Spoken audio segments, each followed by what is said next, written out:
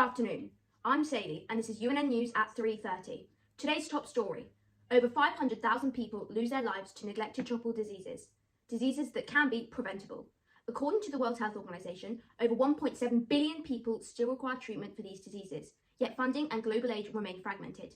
Now, a new digital solution may change that. This app allows healthcare workers and civilians to log real-time case data from the ground, building a live, growing map of outbreaks. That information feeds into a centralised system that helps direct resources where they're needed most, fast. The key question this app answers: how do we ensure help reaches the most vulnerable? The answer lies in real-time location-based data, turning isolated reports into a larger picture. To explain how this works, we now go live to our health correspondent Sophie, reporting from Nigeria. Out in rural areas of Africa, access to healthcare and information can be limited. Previous data was gathered through manual record keeping, often reliant on paper-based systems. A more accurate and reliable source of data will help pinpoint existing efforts. Something to note is that in countries in Africa, 51% of people have access to a smartphone, a low comparison to the citizens of the UK with 94%. However, the people who have access to the phones are usually not the people most affected by the NTDs.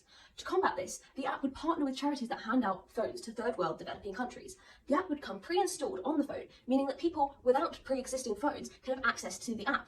Now we're going to pass over to our economics and business correspondent live in Wall Street. Over to you, Simon. We would need funds for cloud hosting, secure data storage and backups to support real-time reporting across multiple regions, and for field training, including 5 regional coordinators and printed onboarding guides for community health workers. We would have to pay for a full-time project manager to oversee deployment and manage NGO partnerships, and incur fees for translation into 3 languages and accessibility features for offline use, and for ongoing maintenance, software updates, bug fixes and dashboard monitoring.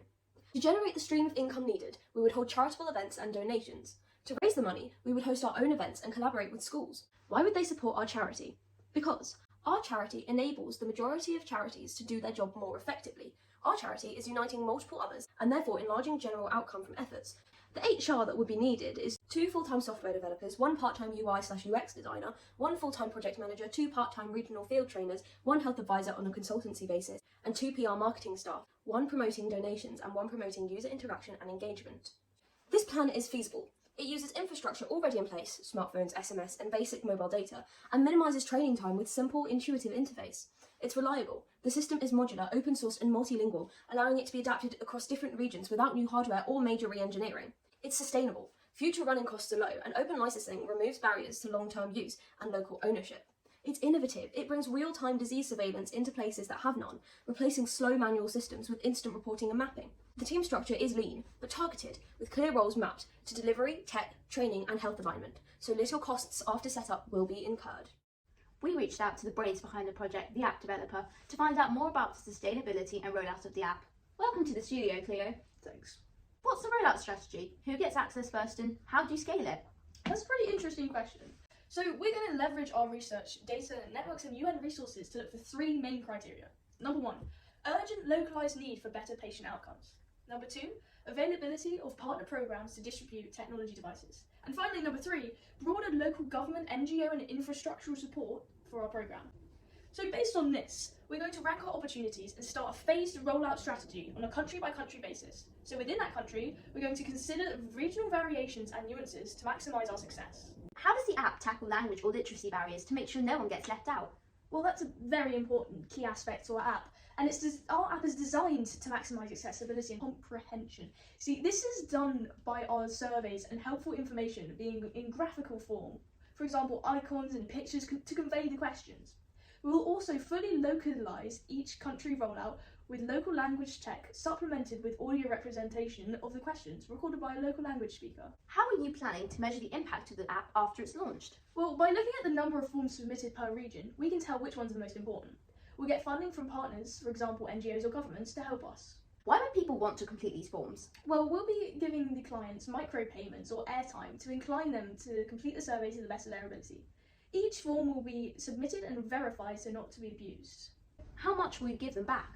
Well, we'll be giving them back the amount that they are spending on it. For example, if they spent 10 minutes on that, we'll give them 10 minutes of airtime payment, so whatever it is dependent on their payment plan. Well, this is important because then it can't be corrupted, going over the top. So, how will the forms be sent over to research stations?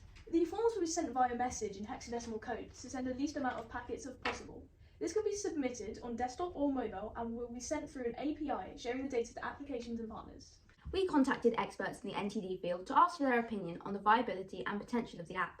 Let's see what they said to our healthcare and wellness correspondent. From your field experience, what is the biggest challenge in responding to neglected tropical diseases? Well, I think there are three main challenges. Number 1, lack of data. Number 2, lack of necessary information. And number 3, mapping. You see, mapping is expensive and is type-related. For NTDs treated by Mass Drug Administration, mapping isn't needed, but to determine the type of aid needed, we need more clear data. So how could a real-time community-based reporting system like this app change the way outbreaks are tracked and managed? Well, it would open the door for a more preventative, controlling approach to how we'd focus on more case management, which in the long term is more effective. So what kind of outcomes would you expect to see if this tool was widely adopted, especially in areas of high risk? Well, I would expect to see a slow decline of deaths at first, but as things speed up and prevention slows down, new cases and existing cases will be treated. So how important is it to have partnerships between NGOs, government and local health workers when rolling out tools like this? Well, it provides a support net and a foolproof strategy. It's important to have partnerships because the citizens will trust the app more. So do you think this approach is capable across regions or even continents? Why or why not? Well, I do believe it is. Although gradual scaling is key, it is especially adaptable as it requires few changes but still remains. Okay, so from a public health perspective, how does this app complement existing systems like national health databases or emergency response plans? Well, in my opinion, it acts like a blueprint. So when governments need to adapt, they know how to go about it in the most strategic and effective way. It also enables them to be able to see where education and healthcare is needed and how they can change all sectors. It's more than just where you put your next hospital. It's the type of schooling and information you should give children and the type of flyers you put out. Thank you very much. This app is sure to save lives and send existing efforts into the stratosphere, because there is no point in creating charities to eradicate the disease if we have no idea where the diseases are prevalent.